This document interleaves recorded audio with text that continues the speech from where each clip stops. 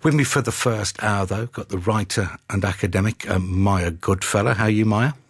Good, thank you. How are you? Yes, good. And we've also got Conservative commentator, Alex Deane. Alex, have you had red meat for breakfast? I expect you're winding up to give the BBC a right good bashing. No more and no less than you deserve. Okay, all right. Okay, well, we'll see about you setting his stall out early doors there, as a football commentator might say. And we've also got our royal correspondent, Johnny Dymond. Adrian. Johnny, good morning. A busy old day for you. I'm very privileged to have you for 22 minutes. It's lovely to be here, Adrian. Listen, so, look, before we get into the bones of the story, is there anything that's happened this morning we need to talk about? I don't think, actually, it's moved on a lot this morning. I think there's quite a lot of sort of consideration. There's quite a lot of comment, obviously. There's all the newspapers, pages and pages in the newspapers about the royals, about Harry, about William's statement last night, about the BBC. But I don't think it's moved on a whole lot this morning. No, but good Lord, there's a lot to talk about. I mean, this time yesterday, I was thinking, well, there was this massive scoop there, and I assumed what had happened and that he was, they could see she wanted to talk, and to get her over the line, they bent the rules or broke them by forging statements, which were completely wrong. But then, having watched the programme, I slightly changed my mind. I mean, it was worse than that. So, I mean, we can't play the original interview anymore for reasons we'll get on to. But, I mean, to be clear, I mean, Bashir had met Earl Spencer and Diana. Bashir had said the security services, her private secretary, Patrick Jeffson, and courtiers were spying on her. He produced evidence proving that to Diana.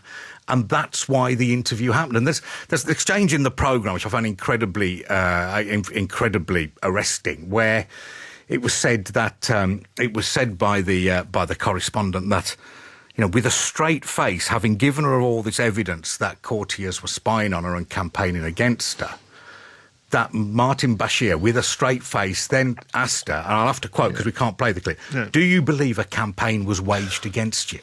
Now, he'd spent 7 weeks convincing her of that. And then Diana says, yes, I did, absolutely. I would separate. I had a problem, full stop. What do we do with her? But yes, I did, absolutely, she said. So, I mean, I don't know. I mean, is that the Alex, I'll come to you first, and sure. I'll let you vent a bit more later. But was that the centre of it for you? Yes, I think for any broadcaster to behave in the way the BBC has done is disgusting, but for our national broadcaster to behave in this way is utterly inexplicable. The government shouldn't renew your charter. Now, look, we're a changed place now. I've got to tell you, it's 25 years. I worked there then. I've worked there. I've worked there now. I do not believe this could happen now. I mean, unless you've got evidence to the contrary. Well, let's not pretend it's a first, Adrian. The institutional arrogance in covering up this was just the same kind that saw the BBC cover up Stuart Hall's sexual abuse. And the report into that one found he'd abused more than 20 women, and members of the BBC management knew about his behaviour. Okay. The thing that struck me last night about this show was the former Panorama editor saying to Newsnight that he'd been told, we don't want disloyal people on the team. Okay. He had concerns about this Bashir behaviour, and he was told, you get into line or you'll get out. Just like your management did over Stuart Hall, just the same kind of culture that meant Jimmy Savile got away with his and I would say from all three of those things, we're a while, but I take your point, it's horrendous in all 3 cases. But if lessons haven't been learnt, there's no hope. I'll go along with you on that. But go on, Johnny, you're not here to defend the BBC. No. But what would you say to what Alex had just said? Look, I mean, the BBC is a very big organisation, and I mean, I've worked here 25 years, and I've moved through a fair amount of it, and I don't know you, Alex, and I certainly don't want to get into an argument with you on air, but the view you have of it from the outside is very, very different from the view inside. This is a place about local radio, about the radio for the nations and regions, about national radio, about international radio. Can I stop you? Hang on, let Johnny finish. Let Johnny finish. Let me finish my sentence, if I may, Alex. The idea that the examples you cited about Stuart Hall, Jimmy Savile, and now Panorama, typify and sum up an organisation which stretches across the country and across the globe is laughable. It's absolutely laughable. And you have, and I appreciate that, you've come to this with your point of view. You can't bear the BBC and you don't like public service broadcasting in the shape that it is now. That's understandable. That's perfectly valid. Get that. But you just don't know what this place is if that's what you cite as typifying this place. I'm sorry, you simply don't. And that's what you just did. You said these examples, Stuart Hall, etc., etc. What a remarkable... Listen, hang on a sec. Alex, I'm going to have to let Maya in, and then you can come in. Maya, go on. What's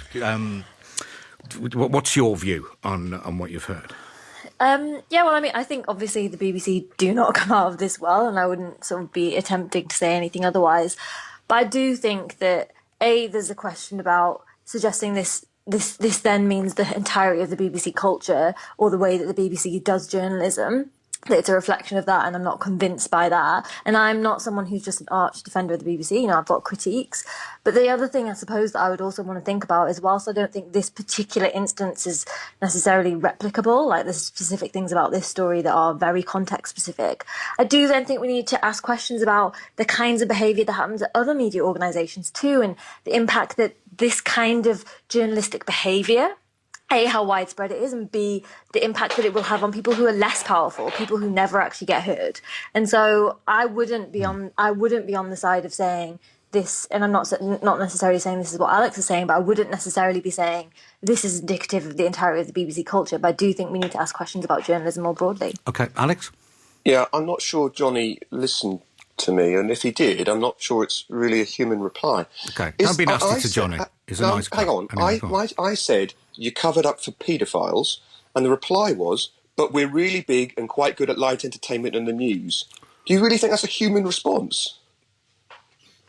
Johnny, come on. Sorry, Johnny's regretting. I don't know what you mean by what is a human response. I didn't say we're good at light entertainment and the news. I said the examples you cite, terrible though they are of course institutional failures, but they do not typify a very big organisation that does a huge range of things. Okay. And if this was a tabloid newspaper, you'd close. If this was a tabloid newspaper, you'd be calling for it to close. Yeah. The double standards when it comes to the BBC are unreal. I don't think the BBC would be calling. The BBC wouldn't be calling on anybody to close. But I mean, tabloid newspapers. I mourned when the News of the World closed. Mm-hmm. Those people are my colleagues. The people who lost their jobs are my colleagues. I loved reading the newspaper. I picked it up nearly every Sunday. I mourned when that newspaper closed because I thought it was a great paper. I mean, this was Alex. That's a fair point. Okay. But let me ask you this then: if you're trying to reassure people who are as concerned as I am, if your organisation, you're concerned about what specifically? If the BBC will fit up our future head of state with fake documents and then lie about it, who won't you do it to, and how can you reassure anybody that we're safe from you? That is, well, first of all, the future head of state was not fitted up with fake documents by the BBC. This was an individual. There was a clear failure to investigate. I thought you'd apologised unreservedly. That's not what you're doing. Again, you're not very sorry. I'm just not going to take what you have as a premise and accept it and then sort of argue on that ground. It's not a fair discussion like that. Okay. Alex, can I just put something to you? At the heart of it was using foul means rather than fair to get somebody to talk. Is at the heart of what 38 happens. different lies. Yes, all right, yes, absolutely. He found it, absolutely. apologised. Johnny didn't seem to mind it. This is rife. Rife in tabloid journalism. I mean, it goes sort of undermentioned these days. It remains standard practice to pay people for interviews. Johnny's reply was, "We're big and we do other things, so don't." Okay, no, he also. Your reply is, everybody does it. No, my reply was, the three things you cited were plainly awful, and if lessons haven't been learnt, then there is no hope. So, if something similar arises happening around now, then come on and you can berate us. Sort of all you're like, listen, we'll have to listen. We Lessons will can't be learned, isn't it? Okay. No, Alex, Well, Alex, Daisy caught Alex, on this please, occasion. please. You misrepresented the answer that I gave you. I said that the examples you cite do not typify a big organisation. No. Okay, that's what I said. Okay. I didn't say we're big and you should forget everything that we've done wrong. Of course we shouldn't. Okay. These are terrible things and they are shaming things. Let's address the staggering power of what Prince William said. Yeah. We won't play the statement in full, but it's worth hearing a chunk of it here. It is my view that the deceitful way the interview was obtained substantially influenced what my mother said. The interview was a major contribution to making my parents' relationship worse and has since hurt countless others. It brings indescribable sadness to know that the BBC's failures contributed significantly to her fear, paranoia and isolation that I remember from those final years with her. But what saddens me most is that if the BBC had properly investigated the complaints and concerns first raised in 1995, my mother would have known that she'd been deceived. She was failed not just by a rogue reporter, but by leaders at the BBC who looked the other way rather than asking the tough questions. I mean, Maya, this was, it was withering, I think is one of the many words you could use to describe it. Yeah, and I really don't think. I think it was, and I think that it does matter now for the BBC that the trust that has been dented, and not just reinforcing for some people what they already think of the BBC, but for others, sort of asking questions about it being trusted, the media being held accountable, and so I think there is work to be done there. I don't think that it means that this is like widespread across BBC culture necessarily. But I do think that there does need to be some recognition and some sort of reflection, because having a public broadcaster to me is really, really important, and having a trusted public broadcaster, as I've said, I'm not without critiques, but really making sure that the BBC is trusted in all of its forms of news output, I think is really, really important going forward. And did it come to surprise you, Johnny, the level of anger there? Yeah, I didn't think it would be like that, I freely admit. And that's not because I work for the BBC and I like the BBC. It's because I spend my time sort of reporting on the Royals and they don't normally speak like that. In fact, that kind of speech, that kind of statement, you would more associate with Harry, who has been very, very open in his dislike of the media, whereas William appeared to have made his peace with the media. In his youth, he was much more hostile. But clearly, he spent a lot of time thinking about this issue. He read the Dyson report. He clearly thought about it very carefully. And, he said in that very sombre tone, absolutely lacerating words, and homed in on the failure to investigate and the inability of the BBC at the time to be open about what it knew. Okay, but let's be a bit more about Prince William, and I'll come to you first after this, Alex. This is how Prince William continued. It is my firm view that this Panorama programme holds no legitimacy and should never be aired again. It effectively established a false narrative which for over a quarter of a century has been commercialised by the BBC and others. This settled narrative now needs to be addressed by the BBC and anyone else who has written or intends to write about these events.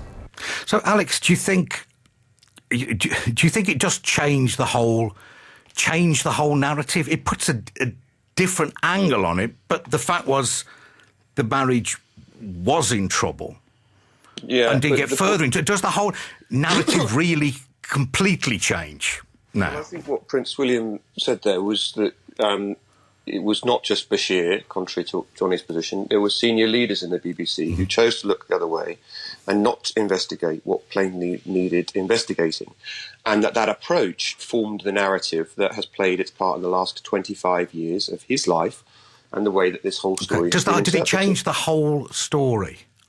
I think it does, because, as the Princess Diana's brother, Earl Spencer, made clear, he was taken in by fake documents that Bashir provided to him, and therefore urged his sister to do the story. To be clear, this was in the form of Martin Bashir and those around him who assisted him to do it and covered up afterwards.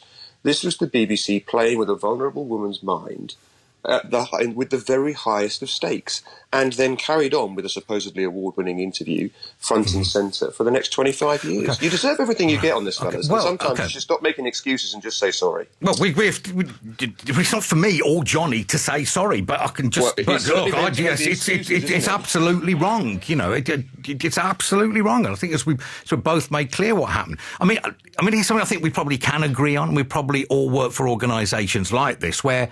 You know, Martin Bashir went on to have a glittering career elsewhere in the States. And came back, was rehired by the BBC. Yeah. You know, heavens above. Then compare and contrast Matt Weissler, is it, who he had commissioned to make the false bank statements, who then kind of blew the whistle. Okay, yeah, I'm going to say that. He was judged unfit to work for the corporation again. So, you know, he was the one to raise the alarm bells. He paid a heavy price for it. I mean, here he is on Radio 4 this morning. Again, this was tucked away rather early, if I may say so, on the Today programme at 10 to 7. But here's what he was asked if he'd received an apology from the BBC after the 25 years he's sort of been in the BBC wilderness. It's really affected his life and career and sort of reputation. 10 o'clock last night, I got a letter which I don't know who it was drafted and written by. It had a handwritten Matthias Wiesler across the top and a signature, and it was well crafted and did absolute minimum to say, we acknowledge that was done to you was wrong, but it's too little too late. It wasn't what I now expect after so many years is to have real people come forward and speak to me. You know, I don't particularly want Tim Davie to talk to me because he is just the Director General now. It's a different organisation now. But the people that were in charge when this inquiry really should have been called 25 years ago, they know who they are. And they're at the very top of the BBC. And they didn't do anything to help people like me. And I suppose, you know, it would be an act of simple humanity if some of those people did pick up the phone to Matt. I don't know. I don't know what I expect you to say to that, Johnny, but, I just might, my heart bleeds for him. Yeah, look, Matt got absolutely shafted by people who were much keener on covering up rather than uncovering a wrong. I mean, I've seen the minute, the note of, I think it's Tony Hall, who was then head of news and went on to become Director General, where he says, he will not work with the BBC again. I mean, it's breathtaking. This is the guy who blew the whistle, who said, I was asked to make these documents and I feel really uncomfortable about it. I mean, it's dreadful. And it is exactly the kind of thing which most BBC journalists spend their time trying to uncover in other organisations. It is absolutely breathtaking. And look, let me go back to this with Alex. Again, this idea that I'm not apologising. This is a shaming moment for the BBC and a very, very difficult day for people like myself. I won't call myself a senior journalist. I'll call myself an old journalist. Okay, people who've worked here for 25 years, who have devoted our lives and love the organisation. It is a shaming moment. The whole thing is a terrible stain. But I also know, and I know you'll tell me it's not just a twing. It's big, and there's lots of light entertainment. There are thousands of people who work in this organisation who have nothing to do with the higher-ups who did wrong and with Martin Bashir, who are walking around with very heavy heads and who are trying to do very decent jobs here. And I appreciate you don't like public service broadcasting or the BBC in its current format. Well, you keep saying that. We can have that debate if you like. But you've made it relatively clear that you don't like the BBC as it is. And that's fine. That's perfectly... I've no problem. But remember, there are a lot of people with very, very heavy heads today. And that is the defence offered every time. Systemic faults, failures, whatever it might be, corruption, whatever, is uncovered in any large institution, financial, a bank, This is historical. This is. I think we've been there, Alex. I mean, you've definitely made your point. I think can we just talk about Prince Harry? Sure. Then, I mean, over the night, the first part of the series is made about mental health was on Apple TV.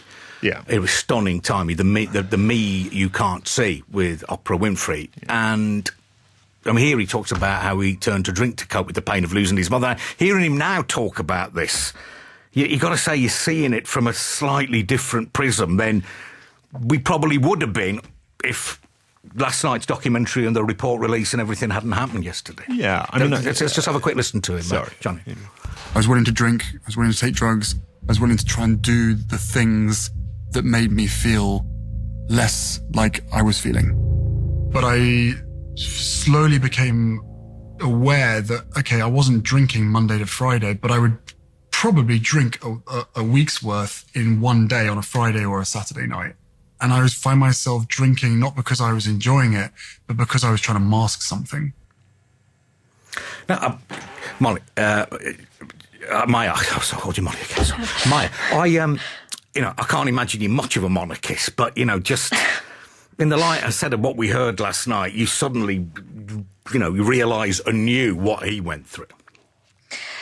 Yeah, I mean, obviously it's awful, and I think it's awful for William and Harry, and just, to have to have gone to do that in the first place, and then to finally sort of see this kind of vindication. But I think for me, it's not only about the royal family, it is not only about this story. Yes, there are specifics about this that are important, but there's sort of two things that I think matter here. One is like the treatment of women in the media, women in positions of power or who are in like the spotlight. You look at the coverage of Diana, of Meghan Markle, but of many, many other women, and look at how women are treated. And I think that there is a very clear pattern there, and there's a problem there. But there's another part of this. I said earlier, what about people who get this kind of treatment, maybe not on this scale, maybe not to this degree, but who are in less powerful positions? I've worked and talked with people who have experienced horrendous kind of reporting around things like their immigration status, false reporting, big tabloid front page stories that are false and then get retracted in really small print on page 10. And so I think there is a broader conversation here around trustworthy reporting, around this kind of misreporting and hounding of individuals and of people that is different from what happened to Diana, but is certainly on a similar spectrum that I think is also worth talking about. It's not only about the royal family, I would say, here. And have we heard the last from the royal family now on this? Are we going to hear from the Queen, Johnny? I don't know. I don't know where we are. I mean, look, it's difficult to tell. The stuff that Harry has come out with, yes, I mean, it's if you've spent a bit of time, as I have, following him around, before he left the country and before he left the job, it was very, very clear he was very unhappy in the role. And look, it doesn't take a genius to, scroll back to a 12-year-old boy walking behind his mother's coffin. I mean, it's an astonishing thing to have to do, awful thing to have to do, and it scarred him, and he's thought about it an awful lot. And the two brothers have processed it very differently and dealt with it very differently. But Harry is thinking about it an awful lot now, as lots of people think about their own childhoods, I think, when they have kids. And he's doing the same thing. He's been thinking about it with Meghan, and he's come to a whole barrel of conclusions about it. And he's an unhappy guy who's thinking a lot about his unhappiness. He's doing it publicly, which is one way of doing it, I suppose. It's difficult for the family, and it's very difficult for him. Alex, can I ask you something? Have you ever applied for a job at the BBC? No. Nice try, though, Adrian, isn't it? Nah, it's a shame that, because that's normally arch BBC critics in the media. You normally find they've applied and failed for a job. What a pity it is you wanted to play the man and not the ball, Adrian. Fair play. I just wanted to check you weren't bitter because you're trying to get on the new training scheme or something. I might be bitter for some other reasons, of course, but no, not for Okay, I mean, do we do anything right? I mean, we booked you to come on today. You would presumably say that was the right move. Yeah, I think that's you would give occasional airtime to your critics. How nice. Do we do any good programmes? Of course you do, but you throw enough darts at the dartboard, and we throw enough billions at the dartboard with you, that it's only inevitable you're going to turn out some. I mean, when did you start feeling like this? I mean, growing up, did you not watch us? Well, I listen to us? No, I did, of course. I suppose it was when I became aware of the points of what of the difference between broadcasters. And I wrote a piece 10 years ago saying you should be dismantled. So for at least that long. Okay. But look, if broadcasting was unique, if you want to have the big discussion. No, well, we haven't got time now, but go on. Well, just you brought it up and asked okay, well, we've got to go to the news, so just give us something. I'll tell you what. Broadcasting was uniquely complex, if the state was the only organisation capable of providing it, if there was no other way to fund it, and if the state was providing all the content, maybe the licence fee would be legitimate. But all of those conditions apply when you were created, and now none of them do. Right. So you should go the way of the dinosaur. Okay. Right. Okay. Johnny and I and everyone else feel suitably flagellated. We'll let Johnny go now, and we'll come back the other side of the news and sport. Thanks to the three of you, and there will be two when we come back. It's just gone 10:30. Lots of text for you, basically about the BBC. Many fully in support of us. Many absolutely agreeing with Alex and going even further. But I won't go into them now because I don't want to wind Alex or anyone else up anymore. But John in North Not Wales. being wound up to disagree. Okay. We're well capable of disagreeing without saying you're wound up or you're playing the man and not the ball. Right, okay. We have profound disagreements on this. this. Yes, okay. John in North Wales says, ditch the editors and producers and journos. It's the only way to create a truly impartial station. I mean, that's going to be hard if we get rid of all of them. But it says, Adrian is the epitome of working class gone woke. And it's plainly repetitive. I mean, there's two things I've rarely been called before there. And, in a way, I'll thank you for them, John. But anyway, let's move on. So, holidays. Did you have one planned, Maya? Have you got any ambitions to go away? And if so, are you au fait with what the traffic light system tells us? I don't have any plans to go away other than maybe to Scarborough, which I think isn't what you mean. Green. Scarborough's green, you're fine. I went there last summer, funnily enough. Anyway, go on. So did I. So that's why we're thinking of going again. No, I do think that it's all a bit of a mess, and it does seem a bit mad to me that given like the big success there's been with the vaccine rollout, but with the concern about this new variant, it does seem to me to be a bit of a mad strategy to then be greenlighting travel, but then also having this system that's really confusing. And earlier in the week, there was the Environment Secretary saying that people could go to see family and friends on the amber list, and then a few hours later, Boris Johnson saying actually don't do that. And so I just think there's been a lack of clarity, and I'm just a bit concerned around whether there is actually a suppression strategy for the so-called Indian variant, and I think that is really a concern with both travel and also then internally in the UK.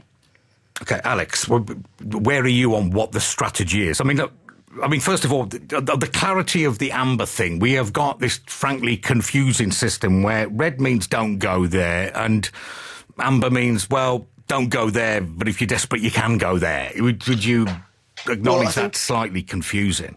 I think that it becomes more explicable when you remember that it's guidance and not law, right? So the government is entrusting people with making a decision, and red is really, really don't go. Amber is don't go unless you have to. But when they say, I think Mahakon said you'll have people banging on your door, that sounds more like a law than guidance. When he said, people knocking on your door to see if you are... No, that was about complying with the requirement to quarantine when you come back. It wasn't to say that you... No, all right, but it's part of the same thing. You go, you've got to come back. So it's part of the same thing, isn't it? But it's not saying... Hang on, it's not that complicated. It's not saying you can't go. It's saying that if you do go, which we recommend you don't, when you come back, you're going to have to quarantine. Is that not clear? Well, the unclear bit is you can go if you consider it essential, but... What's essential? Who decides what's essential? And how does one, and who is going to check and decide whether your reason is essential enough? I mean, is that I don't know, that there's confusion there, would you acknowledge? Would you like the state to decide everything for you at every stage? Because in my view, it's reasonable for the state to say, we are going to give you guidance, and then, because you're an adult able to dress and yourself and eat and hold down a wage, you can make your own decisions about what you do. We've given you the guidance, now over to you. And there's something slightly infantilizing. You see this in public life a lot. Let's take an example that I don't agree with. I would prefer that Scotland remains in the Union of the UK. But people say about Scottish independence all the time, oh, it's just so complicated, how would it possibly work? And as if that's a reason in and of itself to undermine it. And that's what some people, you're an example here, do with things like this guidance. It's just so complicated. Can't the government just tell me how to breathe in and out? In the end, you have to be responsible for yourself on some things, I'm afraid. Okay, let's listen to a holidaymaker, Rob, who's a key worker in Hertfordshire. I mean, here he is sort of kind of explaining his dilemma. I don't understand why the government's done what it's done. I mean, basically, if they don't want me to travel, they just need to change the guidance from guidance to all but essential travel, at which point my insurance pays, so I can either claim my money back or I can move the holiday. I'd probably move the holiday. But I'm not in a position where if I don't go, I can get anything back. So, yeah, I'm taking the test, getting ready to do the self-isolation. Yeah, so you'll come back and you'll quarantine at home, will you? Absolutely, yeah. So I've, booked my test to release to see if I can, if it's going to be 5 rather than 10 days. But how much would you lose, Rob, if you cancelled it? £3,500. So would you have sympathy with him, Molly, and say, Maya. Oh, my God, Maya, I'm sorry. I've apologised in advance if I did this again, and I've gone and done it again, Alex. Maya. So what would you say to Rob? Would you have said, well, just why bother going on holiday anyway this year? Just leave it, or what? What would your view be?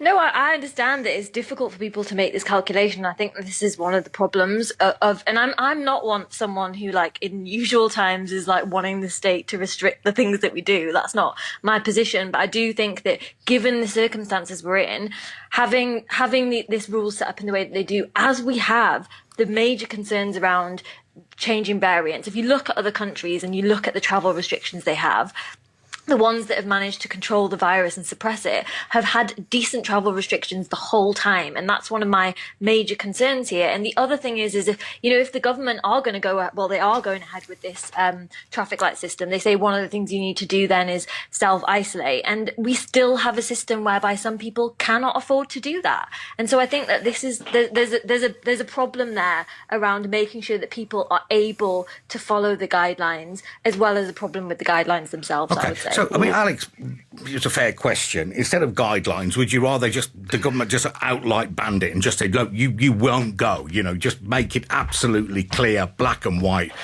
You can't decide which essential right. You aren't going. Yeah, look, I think... I just want to ask Molly that. Maya, that. Maya. I was going to ask Maya that. Maya, go on, Maya. So like I say, that those kinds of laws, they do really concern me. But I think when we are in this sort of situation that we are, where there are variants of concern, we've had a real problem around international travel, and the government haven't properly done proper monitoring. They haven't properly had travel restrictions in the way they've needed to, and at least not early enough. Yeah, I think that they could be much clearer and say, don't travel. That doesn't mean you wouldn't be able to at all. Obviously, there'd be circumstances in which you could, but saying this isn't a good idea at this time, I'm not happy about that. I don't think that's not something I'm like enthusiastic about. I want to go away as much as everyone else, and I know people have family in different places in the world. I understand that, but at the moment, the situation we're in globally, the situation we're in the UK with the Indian variant, it doesn't seem to be a wise thing, I would say, at the moment.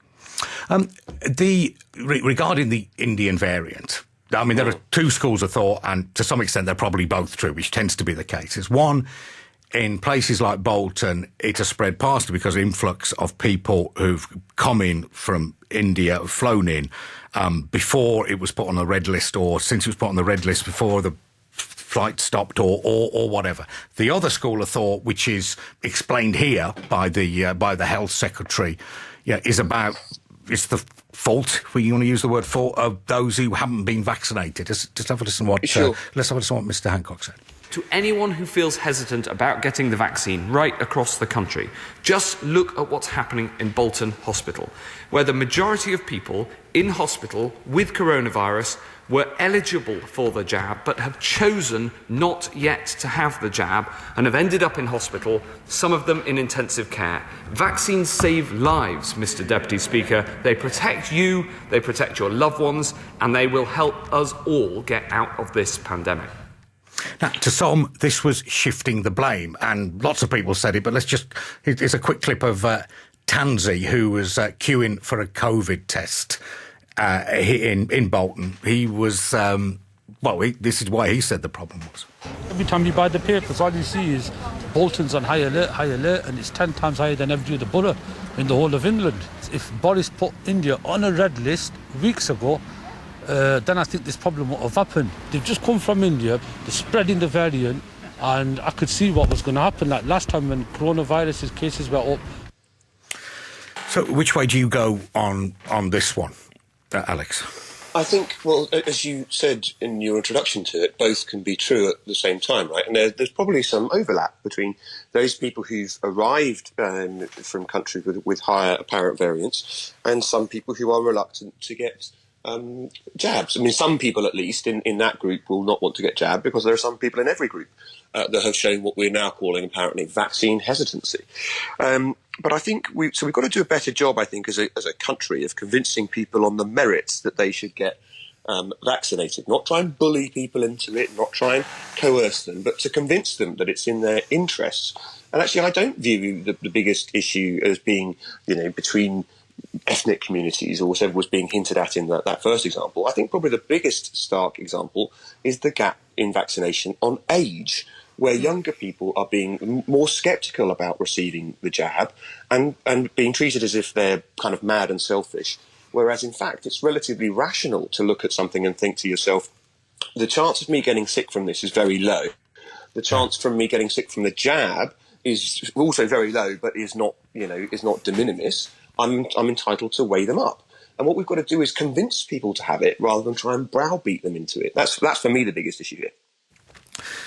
Now, Maya, annoyingly, from several points of view, not least yours, you're too young for the vaccine, aren't you? So you've not had it yet. Would you have any hesitancy at all? Do you understand where hesitancy comes from?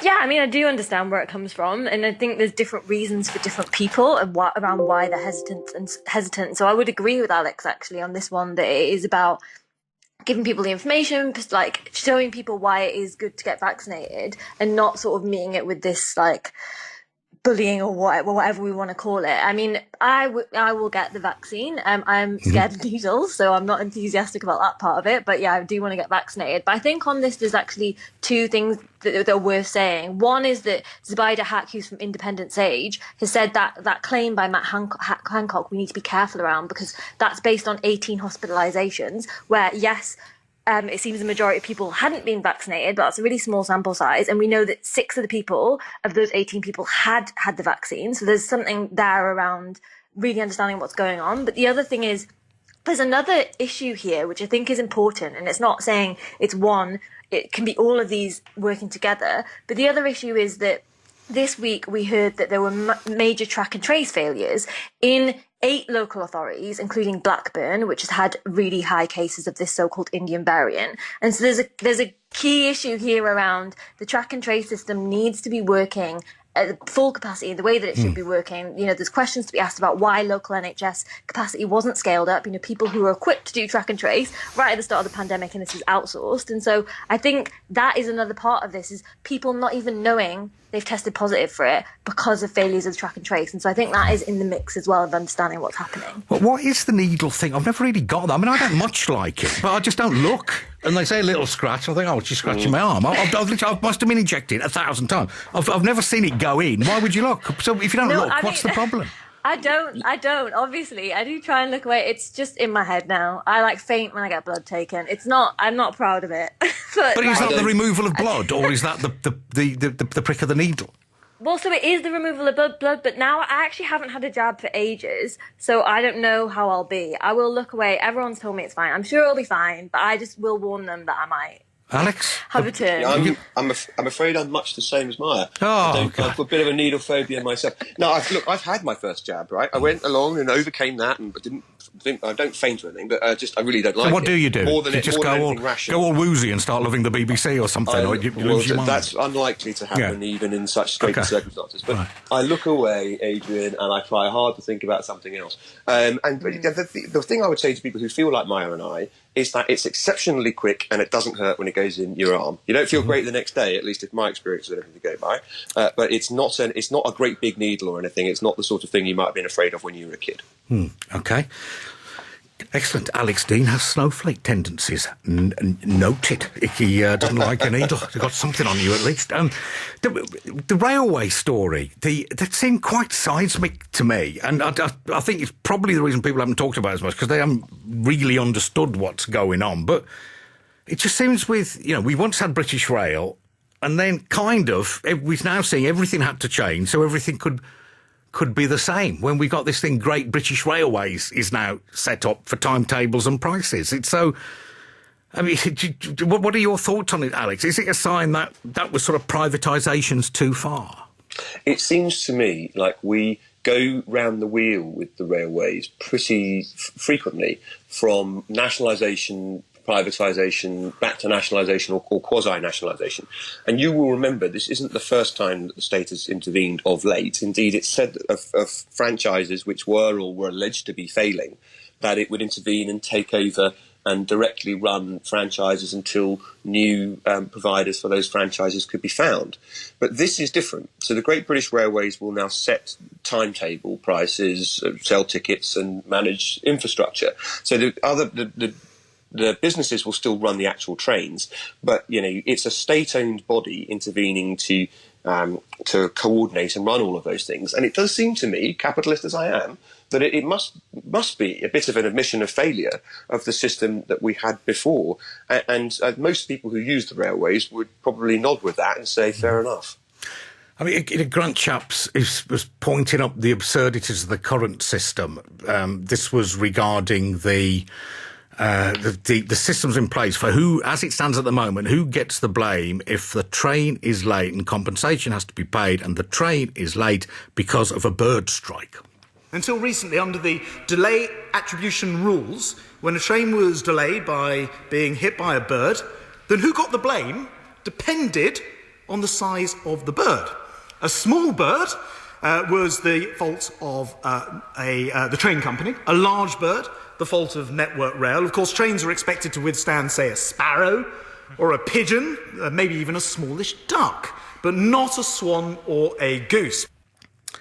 I mean, a speeding West Coast main line train, I'm no expert, but it's got to be a flipping big swan, surely, to put it off its stride, hasn't it?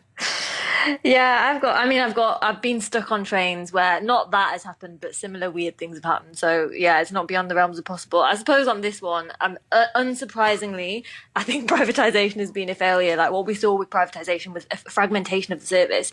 We've seen poor service, high ticket prices, and so I think it's good that they are going to do things like take control over timetables. I think that and ticket prices, that matters, but it doesn't mean that it's nationalising the service. We're still going to see private companies taking potentially massive profits. If you look at 2019, what you saw is that operators, the prices were 20% higher in real terms than they were prior to privatisation. And you see these companies taking millions from shareholders out of the system, and at the same time getting massive subsidies from the government. And subsidies increased by over 200% since privatisation. So I think we need a nationalised railway service. It might not be surprising, but in terms of making sure that the system is well-functioning, affordable for everyone, and that really matters for connectivity around the country, but also climate change. If that's your view, which I completely understand, I would say it's probably the wrong time to do it because of the coronavirus epidemic and its effects on passenger numbers.